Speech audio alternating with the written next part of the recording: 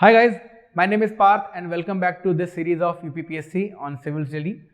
ठीक है, तो आपने पिछला वीडियो जरूर देखा, उसमें हमने बात की थी सिलेबस एंड ओवरऑल एक जो एग्जाम पैटर्न है एंड ओवरऑल जो एक एक्सपेक्टेशन है आपसे as an aspirant and overall एक जो वेटेज है सब्जेक्ट वाइज वो क्या था। इस वीडियो में हम लोग बात करने वाले हैं कि अब आपको जब स्ट्रेटजी पता चल गई, आपको अपना फील्ड सेटिंग मालूम चल गई, अब आपको करना क्या है। करना क्या का मतलब क्या है, आपको कौन से सोर्सेस फॉलो करने हैं, आपको कैसे प्रिपरेशन करनी है, कैसे आपको अपनी टेस्ट सीरीज लगानी है, टेस्ट सीरीज इंपॉर्टेंट क्यों है एंड टेस्ट सीरीज को करने का तरीका क्या होता है, ये भी मैं आपको इस वीडियो में सिखाऊंगा और हम लोग हैबिटेट में क्या क्या करने जा रहे हैं। So without much any further delay let's start. ये उन लोग के लिए इंपॉर्टेंट है जो यूपीएससी की प्रिपरेशन कर रहे हैं। अगर आप ध्यान से देखें तो आप एनसीईआरटीज तो वैसे ही पढ़ रहे हैं, ज्योग्राफी की एनसीईआरटीज भी पढ़ रहे हैं, ये हिस्ट्री की बात मैं कर रहा हूँ। ठीक है, कुछ लोग अभी भी इस किताब को नहीं जानते हैं, बट बहुत से हिंदी मीडियम के स्टूडेंट्स होंगे वो इस बुक को बहुत अच्छे से जानते हैं। ठीक है, महेश ब्रनवाल एक एक्स्ट्रा बुक जरूर है जो आपको यूपीपीसीएस में पढ़ना चाहिए, आप यूपीएससी में उसको नहीं पढ़ते हैं। ठीक है, और एनवायरमेंट की बात मैं करता हूं तो आप ये ओवरऑल अगर आप देखेंगे ये जो पूरा ताना बाना है, आप ये देख सकते हैं कि अगर आप यूपीएससी की प्रिपरेशन कर रहे थे तो आपको बहुत अलग से नहीं जाना था यूपीपीसीएस के लिए। So now first of all ancient medieval and modern history के लिए आप क्या करेंगे। ठीक है, यहाँ पर दो किताबें मैंने नहीं लिखी, अभी मैं लिखता हूँ, बट ये जनरल है। ठीक है, ओल्ड एनसीईआरटीज जो थी वो आपको पढ़नी पड़ेंगी। अब वो ओल्ड एनसीईआरटीज कौन सी थी? आर.एस. शर्मा, सतीश चंद्रा और बिपिन चंद्रा वाली। अच्छा, अब बिपिन चंद्रा वाली किताब को एक बार को चाहे तो स्किप भी कर सकते हैं। मैं मोटी वाली की बात नहीं कर रहा हूं, मैं पतली वाली ओल्ड एनसीईआरटी की बात कर रहा हूं। उसकी जगह आप स्पेक्ट्रम भी ले सकते हैं, आप स्पेक्ट्रम पढ़ सकते हैं। सबको पता है स्पेक्ट्रम के बारे में जिन्होंने यूपीएससी की तैयारी कर रखी है।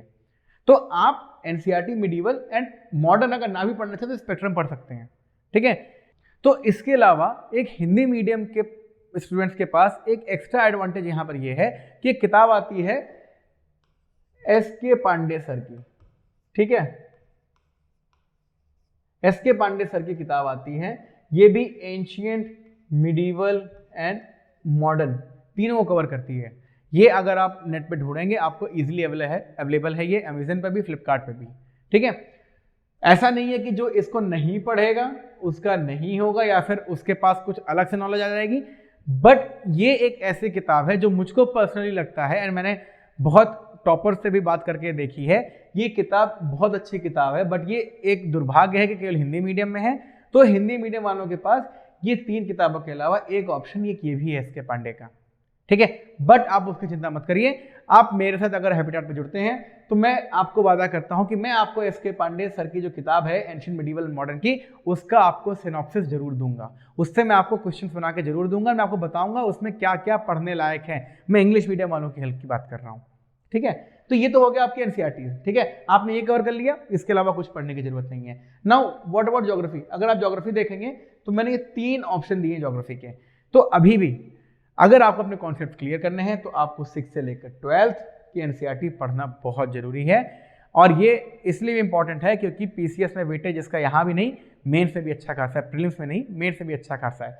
ठीक है, तो आपको अपनी ज्योग्राफी का बेस यहाँ से तैयार करना है। ये आपको हेल्प करेगी उस टॉपिक्स में जो फंडामेंटल्स हैं। ठीक है, जिनको हम फिजियोलॉजी की बात करते हैं, earthquake, tsunami, wind pattern, ocean currents, ठीक है, एयर मूवमेंट, ये जो टेम्परेचर होता है, इन सब की अगर हम बात करेंगे, स्ट्रेटोस्फेयर, एटमॉस्फेयर, ये सब आपका कवर होता है इससे। ठीक है, एक और चीज होता है इससे, ये है महेश कुमार बंडवाल की किताब a comprehensive study, geography a comprehensive study.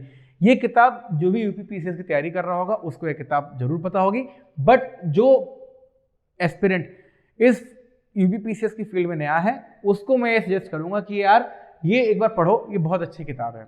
और ये आपका सेकंड रीडिंग में आनी चाहिए, आपकी पहली दो रीडिंग तो यार इसी से होनी चाहिए। ठीक है, फिर जब सेकंड रीडिंग करते हो फिर आपको बनवाल पढ़ना जरूरी है। बनवाल से आपको डायरेक्ट क्वेश्चन यूपीपीसीएस पूछ लेता है। मैं पहली रीडिंग क्यों नहीं बोल रहा हूं इसको, क्योंकि इससे आपके कॉन्सेप्ट नहीं क्लियर होंगे। बहुत बार कॉन्सेप्ट आपके क्लियर होंगे इन किताब से, इन किताब से, इस पर अभी बाद में आते हैं। बट एक बार आपके कॉन्सेप्ट क्लियर हो गए तो जो क्वेश्चन यूपीपीसीएस पूछता आ रहा है वो आप यहां से बहुत इजीली सॉल्व कर सकते हैं। ठीक है, अगर मेरे से बोलेंगे पार सर आपने तो यार वर्ल्ड ज्योग्राफी बताया नहीं यहाँ पर। वर्ल्ड ज्योग्राफी देखिए बहुत फैक्चुअल आती है। ठीक है, वर्ल्ड ज्योग्राफी की ऐसी कोई पर्टिकुलर किताब नहीं है या एक कोई कंपाइलेशन नहीं है जहां पर आपको हर चीज फैक्चुअली मिल जाए, वो मैं प्रोवाइड करूंगा आपको। Trust me on this, again I am promising you कि ये आपको मैं प्रोवाइड करूंगा। वर्ल्ड ज्योग्राफी बहुत फैक्चुअल आती है, वो मैं आपको प्रोवाइड करूंगा, उसका कोई इशू नहीं है, ठीक है। आप हैबिटेट पे जब मेरे साथ जुड़ेंगे वो मैं आपको प्रोवाइड कराऊंगा। तो वर्ल्ड ज्योग्राफी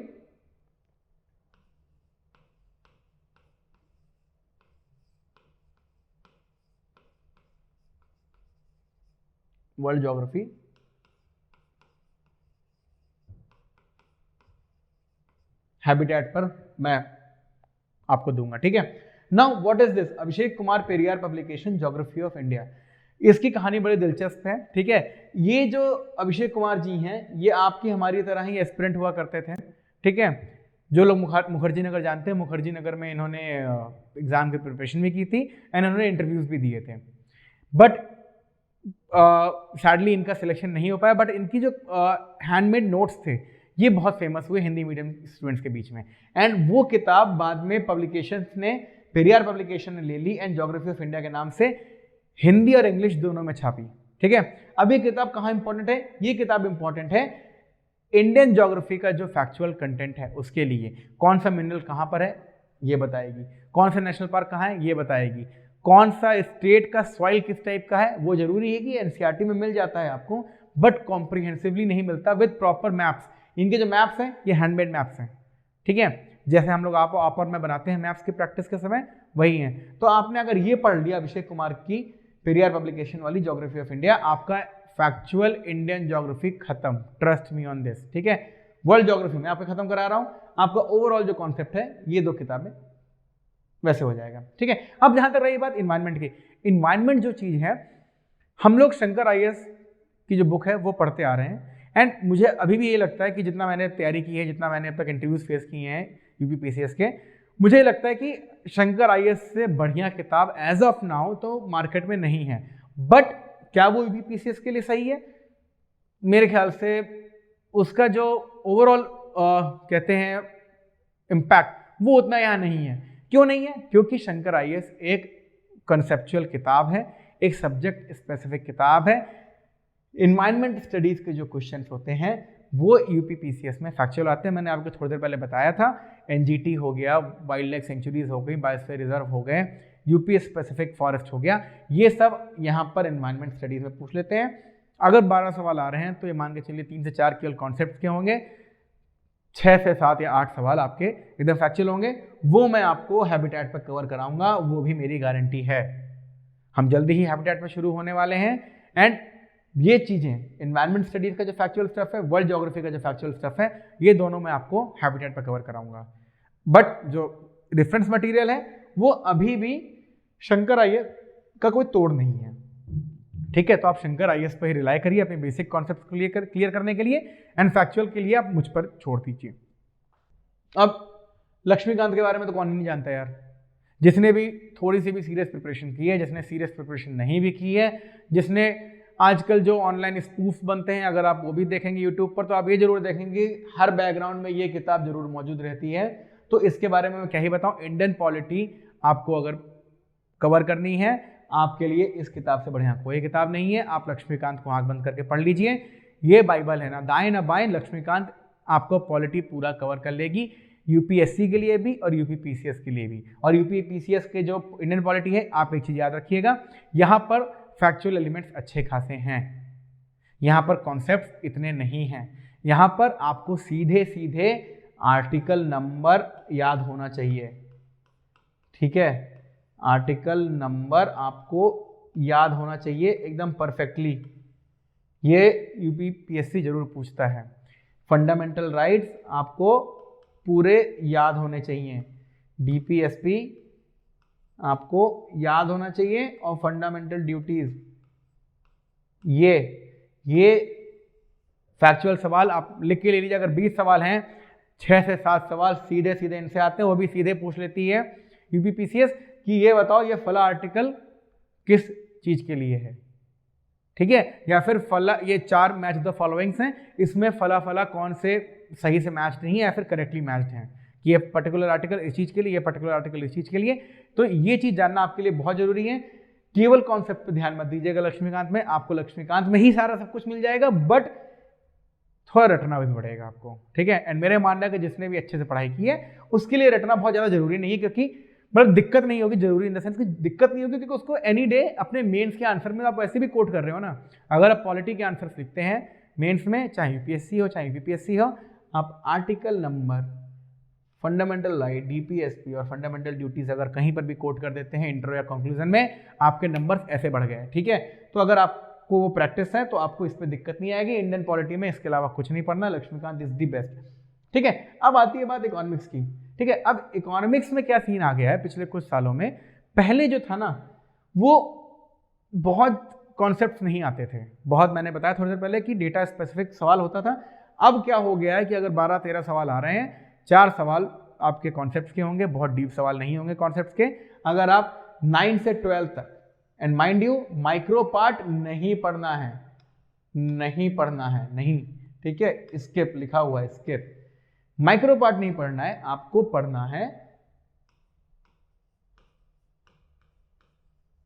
मैक्रो, ठीक है। तो आपको 9 से 12 जो है एनसीईआरटी जो है, ये आपको मैक्रो इकोनॉमिक्स की पढ़नी है, ये आपने पढ़ लिया, इसके अलावा आपको कोई जरूरत नहीं है फिलहाल यूपीपीएससी प्रीलिम्स के लिए। इसके अलावा जो डेटा है और करंट अफेयर्स है, ये आपको फोकस रखना है। जैसे मैंने आपको थोड़ी देर पहले बताया कि आरबीआई से लेकर, आईएमएफ से लेकर, ठीक है, वर्ल्ड बैंक से लेकर, फाइनेंस मिनिस्ट्री से लेकर, इवन बजट डॉक्यूमेंट जो है, इन सब के डेटा क्या क्या है इंपॉर्टेंट। अब हर चीज आपको याद नहीं हो सकती है ऑफकोर्स, बट एक सेक्टर स्पेसिफिक डेटा भी होना आपको याद होना चाहिए कि अगर हमारा इंडस्ट्रियल इंडेक्स जो बनता है, ठीक है, उसमें क्या क्या वेटेजेस हैं, वो आपको परफेक्टली याद होना चाहिए, टू द पॉइंट, ठीक है, टू द फुल स्टॉप। तो वो डेटा और करंट अफेयर से ही आपका मेजॉरिटी इकोनॉमिक्स कवर होगी कॉन्सेप्ट के लिए 9 से 12। Again union budget and Uttar Pradesh budget, ये बहुत जरूरी है। इस पर तो आपका नॉट ओनली इकोनॉमी वाला पार्ट, बट आपका मिसलेनियस वाले पार्ट में भी अच्छा खासा कवर हो जाता है, ठीक है।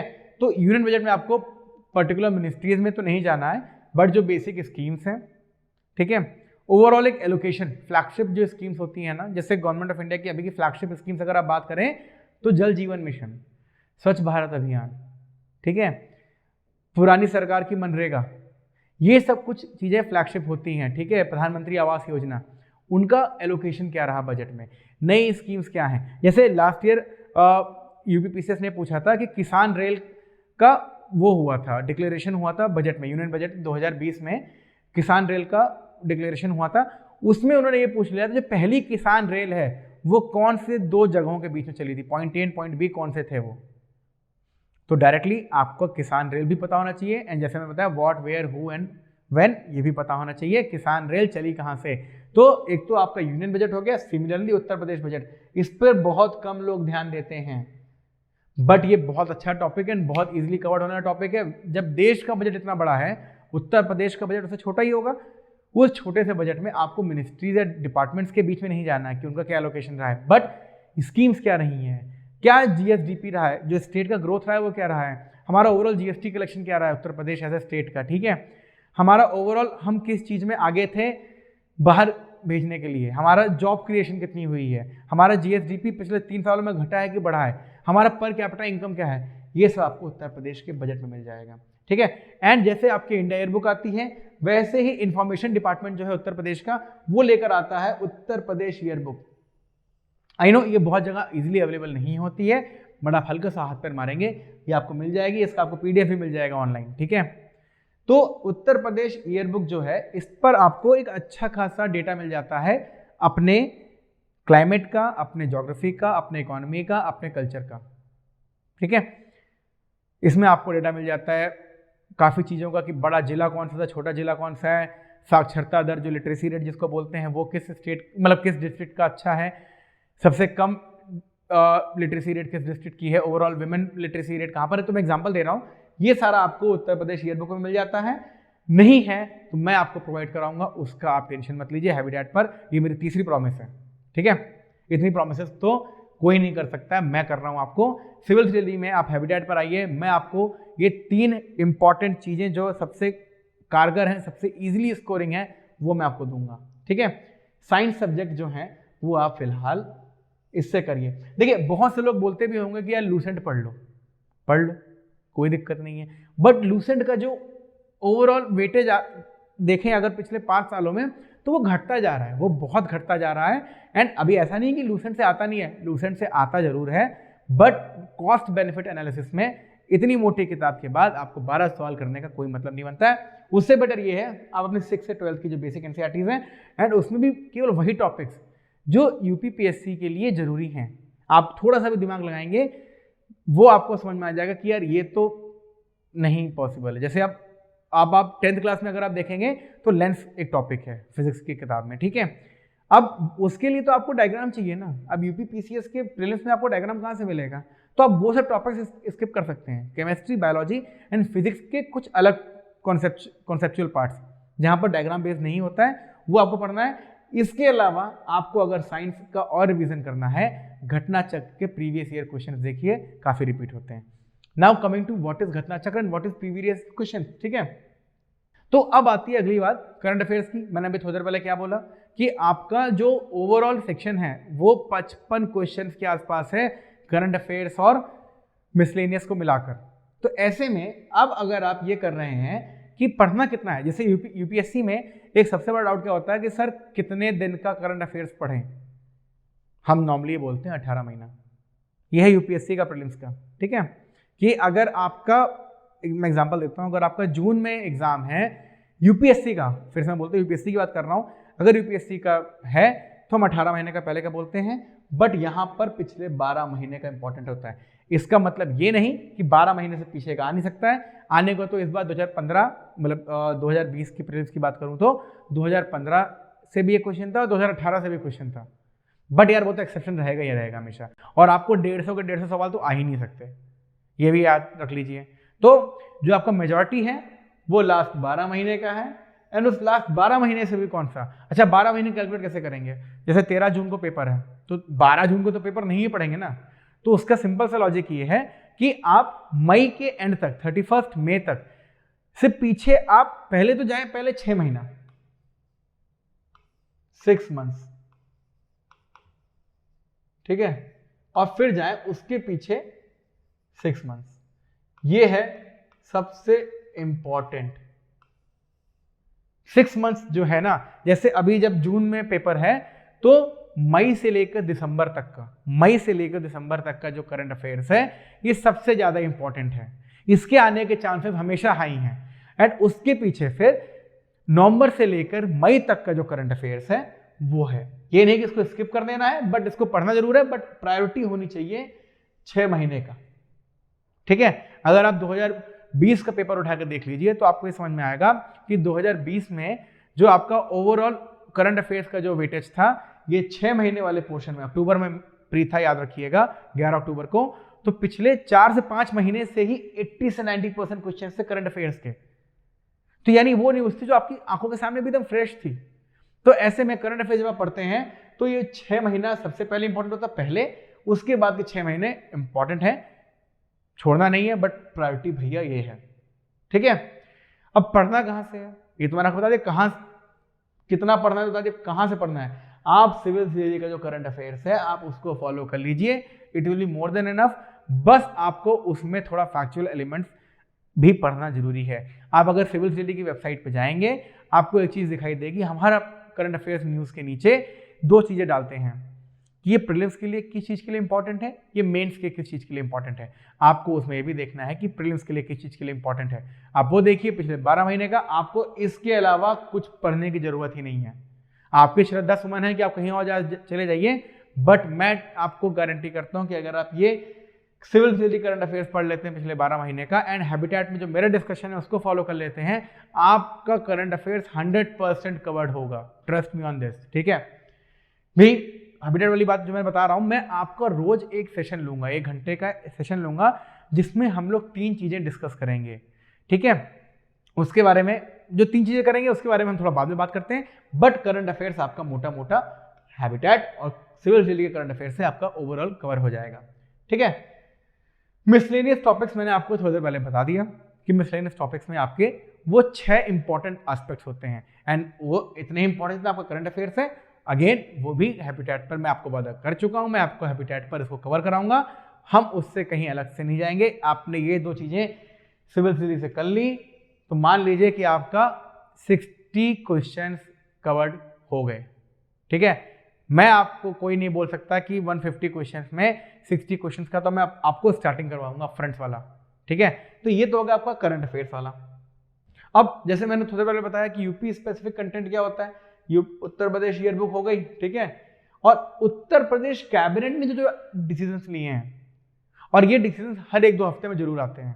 ठीक है, अगर आप ये जरूरी नहीं कि हर बार आपको मिले ही मिले, बट अगर आप ऑनलाइन भी थोड़ा सर्च करेंगे, उत्तर प्रदेश सरकार की वेबसाइट पे जाएंगे तो उनके इंफॉर्मेशन डिपार्टमेंट में ये हमेशा आता है कि इस पर्टिकुलर कैबिनेट मीटिंग में Uttar Pradesh as a whole state को लेकर क्या क्या डिसीजंस लिए गए। आपको बहुत बारीकियों में नहीं जाना है, आपको मोटे मोटे डिसीजंस जानने जरूरी हैं। ठीक है, कि कहां पर एक नई यूनिवर्सिटी बनने जा रही है, कहां पर एक नया लाइब्रेरी बनने जा रहा है, कहां पर कोरोना टेस्टिंग के लिए एक नया लैब्स बनने जा रहा है, कहां पर फ्यूचर डेवलपमेंट के लिए कुछ काम होने जा रहा है, कहां पर एक नया एक्सप्रेसवे बनने जा रहा है। वो सब आपको मिलता है कैबिनेट की मीटिंग्स में। वो मीटिंग्स कहाँ मिलती हैं आपको? अगर आप इंडियन एक्सप्रेस पढ़ते हैं लखनऊ एडिशन, वहां पर मिल जाती है 3रे पेज पर हमेशा, अगर कैबिनेट मीटिंग हुई है। अदरवाइज आपको इन्फॉर्मेशन डिपार्टमेंट की वेबसाइट पर जाकर आपको ये पूरा मिल जाएगा। ठीक है, बाकी तो अब भैया सिविल सर्विस पे छोड़ दीजिए, बाकी तो मैं आपको तैयार करवा ही दूंगा, ये मेरी गारंटी है। ठीक है, और इसके बाद आपने ये पूरा ताना बाना तो भूल लिया, अब इसके बाद क्या करोगे? इसके बाद आपके सबसे इंपॉर्टेंट होते हैं प्रीवियस ईयर क्वेश्चंस। ठीक है, यानी क्यों इंपॉर्टेंट होते हैं? क्योंकि एक पॉइंट ऐसा था कि 50% क्वेश्चंस तक रिपीट हो रहे थे प्रीवियस ईयर्स के। अरे क्वेश्चंस कहाँ से थे? आपका यूपीएससी से, यूपीएससी के प्रीवियस प्रीलिम्स एग्जामिनेशन से, एंड वो सीएपीएफ के भी हो सकते थे, सिविल सर्विसेज एग्जामिनेशन के भी हो सकते थे। सेकेंडली यूपीपीएससी के खुद के एग्जामिनेशन, फॉर एग्जाम्पल आरओ का, यही प्रीलिम्स का, पीसीएस प्रीलिम्स का, इनसे पुराने क्वेश्चन भी रिपीट हुए हैं। But at the same time ये जो वेटेज है धीरे धीरे कम होता जा रहा है। अभी ये आप मान के चलिए 20% क्वेश्चन ओवरऑल। मैं स्टैटिक और करंट अफेयर्स दोनों की बात कर रहा हूँ। करंट अफेयर्स में भी कुछ कुछ चीजें ऐसी होती है जो रिपीट हो जाती हैं। ये आपका 20% तक अभी भी रिपीट हो रहा है। तो 150 में 20% यानी करीब करीब 30 क्वेश्चन आपके अभी भी रिपीट हो रहे हैं। उसके लिए आपको प्रीवियस ईयर क्वेश्चंस देखने बहुत जरूरी हो जाते हैं। ठीक है, एंड ये आपको 2 तरीके हैं पढ़ने के इसके, या तो आप इसको मॉक टेस्ट की तरह दीजिए। अब मॉक टेस्ट कैसे हो गया? मतलब आपने 2017 का मान लीजिए यूपीएससी प्रीलिम्स उठा लिया, यूपीएससी, ठीक है, फिर आपने 2017 का यूपीएससी प्रीलिम्स भी उठा लिया, आपने बैठ के लगा लिया, आंसर की आपके पास सही है, आपको इसी बहाने प्रीवियस ईयर क्वेश्चन भी सॉल्व हो गया और आपको एक मॉक टेस्ट भी लग गया। आपको मॉक टेस्ट नहीं लगाना तो अगला चीज है घटना चक्र। अब घटना चक्र क्या है? घटना चक्र मैंने पिछले वीडियो में बताया था, प्रीवियस ईयर क्वेश्चन के कंपाइलेशन है सब्जेक्ट वाइज। घटना चक्र पॉलिटी अलग है, घटना चक्र हिस्ट्री अलग है, घटना चक्र इकोनॉमिक्स अलग है, ऐसे करके 6 उनकी किताबें आती हैं। उनमें पिछले 20 से 25 सालों में हर इंपॉर्टेंट जो भी प्रीलिम्स एग्जामिनेशन हुए हैं, चाहे वो एमपी के क्यों ना हो, राजस्थान के क्यों ना हो, यूपीएससी के क्यों ना हो और यूपीपीएससी के क्यों ना हो, वो सारा आपको इसमें मिल जाएगा। आप ये कवर करिए, आपके प्रीवियस ईयर क्वेश्चन आराम से कवर होंगे। ये आपको 25 से 30 क्वेश्चन आराम से सॉल्व करा देगा। और एक और चीज, अभी यूपीपीएससी थोड़ा स्मार्टली खेलने लग गया है। ये आपका straight forward previous year question नहीं पूछता है, पूछता अभी भी है, उनका वेटेज कम हो गया है। अब वो थोड़ा मिक्स करके पूछने लग गया है, 2 टॉपिक्स को मिला के पूछने लग गया है। बट ये तो मतलब माइन्यूट चेंजेस हैं, एंड मुझे लगता है कि कुछ दिनों में जाकर इसका जो रोल है घटना चक्र का, ये धीरे धीरे खत्म होगा। एक पॉइंट ऐसा भी था कि जब लोग तैयारी शुरू करते थे, प्रीलिम्स की बात करते हैं तो तैयारी शुरू करते थे, केवल घटना चक्र पढ़ लिया, प्रीलिम्स निकल गया। बट आगे टाइम फिक्स क्यों होते थे? क्योंकि आगे जाकर उनके साथ दिक्कत क्या होती है कि मेंस कहां से निकालेंगे। तो घटना चक्र केवल तो प्रीवियस ईयर क्वेश्चन है ना, मेंस में तो लिखना पड़ेगा ना, फिर बाबू कहां से लिखोगे?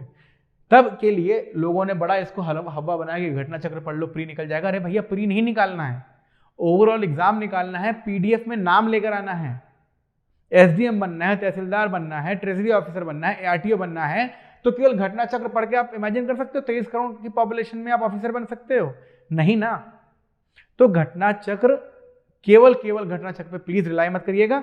आपने वो जो मैंने पूरा समझाया, पूरा चीज समझाई, उसको पढ़ने के बाद, उन टॉपिक्स को पढ़ने के बाद, उन बुक्स को पढ़ने के बाद ही प्रीवियस ईयर क्वेश्चन एंड घटना चक्र पे जाइएगा। केवल इस पर रिलाई करेंगे तो आपकी मदद कोई नहीं कर सकता मेरे दोस्त। एक बार को 1 लाख बाई चांस आपका प्री निकल भी गया, आप मीन्स कैसे निकालोगे खुद सोचो। ठीक है, तो घटना चक्र आपका ये लास्ट चीज होनी चाहिए, लास्ट चीज। जब आपने सब कुछ कर लिया अब मेरे को रिवीजन करना है। हाँ, रिवीजन के तौर पर इसको देखिए कि यार पूछा क्या गया है, बहुत अच्छा रिवीजन हो सकता है, ये बात तो मैं मानूंगा। अगर आपको जल्दी जल्दी रिवीजन करना है ना, घटना चक्र बहुत सही चीज़ है रिवीजन के लिए। आपको प्रीवियस ईयर क्वेश्चन से मिल जाते हैं, आपको ये भी तैयार हो जाता है और आपके 25 से 30 सवाल भी तैयार हो जाते हैं अगर आपने डिलीजेंटली एटलीस्ट 10 साल का प्रीवियस ईयर पढ़ रखा है। ठीक है, सो ना मूविंग ऑन। अब आपने ये सब भी कर लिया, आपको सिलेबस भी पता हो गया, आपने पैटर्न भी देख लिया पिछले 5 सालों का, स्पेशली 2 सालों का, आपको रेफरेंस मटेरियल मिल गया, आपने रेफरेंस मटेरियल पढ़ भी डाला, आपने प्रीवियस ईयर पेपर्स भी देख डाले, आपने घटना चक्र भी देख डाला। अब क्या बचता है? बहुत से लोग जवाब देंगे कि जाके एग्जाम देना है, नाम देखना है पीडीएफ में। ऐसा नहीं है, आपको पहले तो भैया करना है प्रीलिम्स मॉक टेस्ट। ये मैंने सचिन तेंदुलकर का नाम लिया है, ठीक है। अब आप ये सोचिए, सबको लगता है कि सचिन गॉड गिफ्टेड था, सचिन में ये था, सचिन में वो था, बट सचिन तेंदुलकर बनने से पहले कितने कितने घंटे आजाद मैदान में प्रैक्टिस किया है आचरेकर के अंडर, कितने कितने घंटे। उसी का नतीजा था ना जब वो पाकिस्तान में डेब्यू किया तो वकार यूनिस और वसीम अकरम को खेल पाया। इसी के लिए सेम चीज होती है आपका प्रीलिम्स मॉक टेस्ट। आप कितना भी पढ़ लो, एंड ये बहुतों के साथ होता है, मैंने पर्सनली अपने खास लोगों को देखा है, वो पढ़ने में क्या पता मुझसे भी अच्छे रहे हों, पढ़ने में टॉपर से भी क्या पता अच्छे रहे हों, बट क्योंकि उन्होंने कभी मॉक टेस्ट नहीं लगाया, कभी प्रीलिम्स टेस्ट सीरीज नहीं लगाई। एंड ये बहुत बड़ी गलती है जो इलाहाबाद और लखनऊ वाली बेल्ट है, मैं स्पेसिफिकली आपको बोल रहा हूं, आप लोग अभी भी ये गलती कर रहे हैं कि मॉक टेस्ट नहीं लगा रहे हैं। एंड मॉक टेस्ट का मतलब ये नहीं यार कि आप गए पेपर खरीदा घर पे लाके लगा लिया, नहीं। मॉक टेस्ट भी एकदम आपको उसी तरह देना है जैसे आप अपना प्रीलिम्स एग्जामिनेशन देते हैं हॉल में जाकर। 2 घंटे अलार्म लगाइए, फोन ऑफ करिए, कुंडी लगा दीजिए, फिर दीजिए, जैसे 2 घंटा का अलार्म बजे जहां पर थे वहीं रुक जाइए, फिर एनालाइज करिए।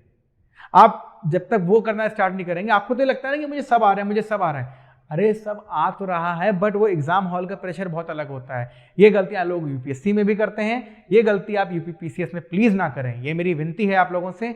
इसीलिए प्रीलिम्स मॉक टेस्ट बहुत जरूरी है। अगर सचिन तेंदुलकर बनना है पीसीएस का तो भैया घंटों घंटों नेट्स में देना ही पड़ेगा। और वो घंटों घंटों नेट्स में देकर आपको क्या फायदा मिलेगा? आपको ये समझ में आएगा कि अगर मेरा ये मैं यार एलिमिनेशन ढंग से नहीं कर पा रहा हूँ, ठीक है, मेरे को यार 2 ऑप्शंस में डाउट हो रहा है, मैं तिकड़म ढंग से नहीं लगा पा रहा हूँ, ठीक है, यार ये तो 1970 था, यार वहां पर एग्जाम हॉल में मेरे को 1972 क्यों याद आ रहा था, शिट ये तो 1970 था, या फिर यार ये तो इतना आसान था, मैंने वहां पर क्यों नहीं सोचा। ये जो आप बाद में रिग्रेट करते हो ना, ये रिग्रेट आपका नहीं होगा अगर आपने 30 मॉक टेस्ट, मैं भी बोलता हूँ बहुत ज़्यादा लगाने की जरूरत नहीं है। लोग एक्सट्रीम एंड पे बात करते हैं, कोई टॉपर बोलता है बिल्कुल नहीं करना, कोई टॉपर बोलता है मैंने 100 लगाया 150 लगाया, भाई जितना लगा लो उतना अच्छा है। बट एक नॉर्मल ह्यूमन बीइंग के लिए 30 से 40 full length test more than enough है। उसके बाद आप अपनी स्टार स्ट्रेटजी फॉलो करिए, ठीक है। स्टार स्ट्रेटजी क्या होती है? Study, test, analyse and revise. पहले तो वो जो मैंने बताया वो पढ़िए पूरा, वो आपके जो रेफरेंस मटेरियल है वो पढ़िए पूरा, आपने वो पढ़ लिया, इसके बाद टेस्ट दीजिए। आप टेस्ट देकर, सबसे बड़ी गलती टेस्ट के बाद लोग क्या करते हैं, अच्छा कुछ लोग टेस्ट देते भी हैं, ऐसी बात नहीं है टेस्ट नहीं देते हैं, टेस्ट क्या करते हैं, आंसर मिलाने लगते हैं, मिलाइए बहुत अच्छी बात है, फिर आंसर रटने लगते हैं जो उनका गलत हो गया, यहाँ पर गलती कर जाते हैं। आपको एनालाइज करना है अपना टेस्ट कि आपकी जो गलतियां हुई हैं इस पर्टिकुलर मॉक टेस्ट में उनका नेचर क्या है, नेचर जानने की कोशिश करिए। क्या मैं इस पर्टिकुलर टाइप की गलतियां करता आ रहा हूं? क्या मेरे से स्टेटमेंट बेस्ड क्वेश्चंस नहीं हिल रहे हैं? क्या मैं असर्शन या रीजन वाले क्वेश्चंस गलत कर रहा हूं? क्या मैं फंडामेंटल राइट्स के क्वेश्चंस गलत कर रहा हूं, ठीक है, या मैं फैक्चुअल सवाल गलत कर रहा हूं, या फिर मैं एलिमिनेशन खराब कर रहा हूं? ये सब बहुत चीजें एनालिसिस के लिए होती हैं। ट्रस्ट मी, ये एनालिसिस जो पार्ट है हार्डली 1 से सवा घंटा लेगा आपको टेस्ट के बाद। तो आप 2 घंटा टेस्ट दिया, 1 घंटा एनालाइज हुआ। आपने जब एनालाइज किया तो आपको एक तरीका मिला कि अब मेरे को रिवाइज किस तरीके से करना है। ये नहीं कि भैया घोड़ा दौड़ कर आया रेस में, थोड़ी देर चना खाया फिर दौड़ने चला गया, नहीं। आप एनालाइज के बाद फिर रिवाइज करिए, और रिवाइज अब किस तरीके से करिए कि जो मेरी गलतियां थी टेस्ट में उसके अकॉर्डिंगली, अगर मेरा फंडामेंटल राइट गलत हो रहा है, अगर मेरा इकोनॉमिक डेटा गलत हो रहा है, अगर मैं इंडियन ज्योग्राफी गलत कर रहा हूं, तो यानी मेरे को अगले रिवीजन में वो जानना जरूरी है।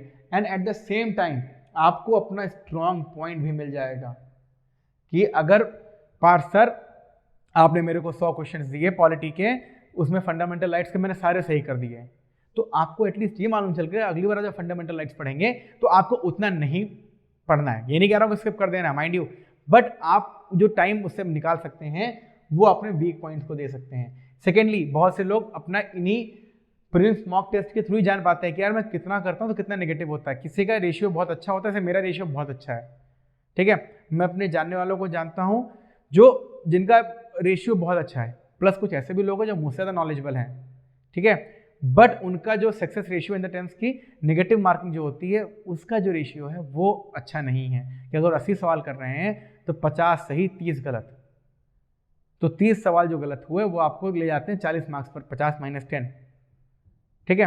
तो ऐसे में आप धीरे धीरे उसको कैसे कवर करेंगे, मॉक टेस्ट देकर। तो गाइज ये तो रहा पूरा एक खाका बाना कि हमने तैयारी करनी कैसी है। पिछली वीडियो में हमने देख लिया कि यूपीपीएससी एज अ एग्जामिनेशन है क्या, क्या सर्विसेज हैं। इस वीडियो में हमने ये देख लिया कि यूपीपीएससी प्रीलिम्स की तैयारी अभी फिलहाल कैसे करनी है। मैं आपको ओवरऑल हमेशा बोलता हूँ इंटीग्रेटेड तैयारी करनी है, मेंस की तैयारी पहले करनी है, बट अगर आप वो करते आ रहे हैं तो उसमें आपको क्या ट्वीक करना है, मैंने आपको इस वीडियो में समझाया। क्या पिछले कुछ सालों के पैटर्न रहे हैं, क्या पॉलिटी से कितना आया है, आपका रेफरेंस मटेरियल क्या होना चाहिए और आपकी स्टार स्ट्रेटजी क्या होनी चाहिए, ठीक है। तो ये दोनों जो वीडियोस थे ये हम क्यों बना पाए, क्योंकि आपका जो समन्वय फॉर्म जो आपने फिल किया या आपकी जो क्वेरीज आई उसके दम पर हमको मिल पाया। तो अब आपको जब ये दो चीज़ें मालूम चल गई हैं इन दो वीडियोस के थ्रू, अब आपको अगला स्टेप क्या करना है कि अगर इसके अलावा आपके पास कोई डाउट्स हैं तो हमारे कमेंट सेक्शन में आप पिंड बॉक्स में देखेंगे हमारा समन्वय फॉर्म। वो समन्वय फॉर्म एज इट इज अभी भी फ्री ऑफ कॉस्ट है, हमेशा फ्री ऑफ कॉस्ट रहेगा। एंड उस पर हमारे पास 2,500 से 3,000 क्वेरीज आ चुकी हैं अकेले यूपीपीसीएस को लेकर, पिछले वीडियो से लेकर अब तक। सो दैट मीन्स कि जनता के बीच में एक जानने की उत्सुकता है इस एग्जाम को लेकर, एंड मैं उसको लेकर आपकी हेल्प करने को तैयार हूं। आप समन्वय फॉर्म फिल करिए, हमारे जो यूपीपीसीएस के ट्रस्टेड मेंटोर्स हैं, एक्सपर्ट्स हैं, वो आपको रीच आउट करेंगे, आपके कोई भी डाउट्स हैं उसको सॉल्व करेंगे। It's free of cost, it's completely free of cost and it will always be free of cost, ठीक है। नाउ सेकेंडली, हैबिटेट आप मेरे पास आइए, मैं जल्दी ही नया सेशन स्टार्ट करने जा रहा हूं। हमारे पास 4 महीने का समय बचा हुआ है। उन 4 महीने में हम लोग पर डे 1 से 1.5 घंटे का सेशन लेंगे। मैं 3 चीज़ें आपके लिए कवर करूंगा। वो 3 चीज़ें क्या होंगी, आपका जो स्टैटिक में फैक्चुअल पार्ट है वो, आपका यूपी स्पेसिफिक जो कंटेंट है वो, एंड तीसरा आपका करंट अफेयर्स पिछले 6 महीने का ना उससे पिछले 6 महीने का। ये 3 चीज़ें मैं आपका साथ शेयर करूंगा, डिस्कशन करेंगे, एक दूसरे से इंटरेक्शन होगा, एंड दोनों चीज़ें फ्री ऑफ कॉस्ट हैं। इसमें 1 रुपया नहीं लग रहा है आपका। अगर आपसे कोई रुपया मांगता है तो आप समझ जाइएगा कि वो कोई फेक है। सिविल रैली में, समन्वय और हैबिटेट में पैसा नहीं लग रहा आपका पीसीएस के लिए, ठीक है। तो आप ये दोनों काम करिए, आप मेरे साथ जुड़िए। मैं ज़्यादा डिटेल्स आपको कमेंट सेक्शन में दूंगा। फिलहाल आप समन्वय फॉर्म फिल करिए, हमारे हैबिटेट में जुड़िए, एंड बी सेफ, अपनी पढ़ाई जारी रखिए। याद रखिए कि 4 ही महीने में आपका यूपीएससी भी है, 4 ही महीने में आपका यूपीएससी भी है, तो बहुत टाइम वेस्ट करने की जरूरत नहीं है। आयोग अपना नोटिफिकेशन निकाल चुका है, फॉर्म जल्दी से फिल करिए, एंड मिलते हैं एक नई वीडियो के साथ। Thanks a lot, bye bye. Subscribe to our YouTube channel and press the bell icon on the YouTube app and never miss another update from Civil's Daily.